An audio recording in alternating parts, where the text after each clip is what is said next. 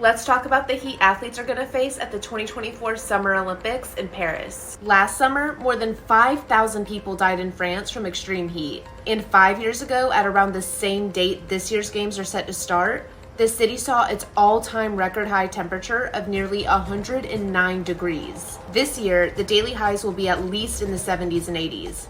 But Paris's climate is really humid, which can make the weather feel more oppressive than the actual temperature leads you to believe.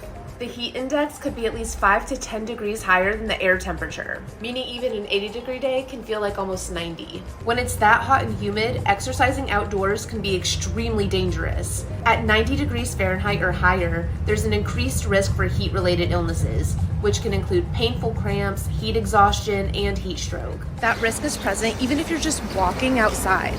But if you're an athlete, you're more exposed to the heat while putting out a lot of energy and potentially wearing heat-trapping gear, amplifying the risk. While Olympic officials have contingency plans to move events to other times of the day if necessary, there are no reported plans to change event locations. And the Olympic Village, where athletes should be able to recover, won't even have air conditioning. The US, UK, Denmark, Australia, and Italy teams are all bringing their own. The person in charge of Paris 2024 venues and infrastructure said that buildings were designed with really efficient insulation and in a way that they won't get a lot of sun. And while they won't have AC, buildings in the village will have naturally cool water from underground to help cool the apartment air. But scientists are still concerned, and so are the athletes. It is not in an athlete's DNA to stop. And if the conditions are too dangerous, I do think there is a risk of fatalities, British rugby player James Farndale said. Tokyo Olympics were the hottest in history,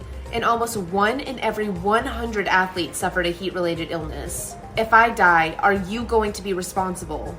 That's what tennis player Daniil Medvedev said in the middle of one of the Tokyo matches. As global temperatures keep rising due to the use of fossil fuels, athletes and scientists are beginning to wonder whether the games can remain a safe space to unite the world, or whether they're going to have to ultimately be moved to another time of year to better adapt to a warming planet.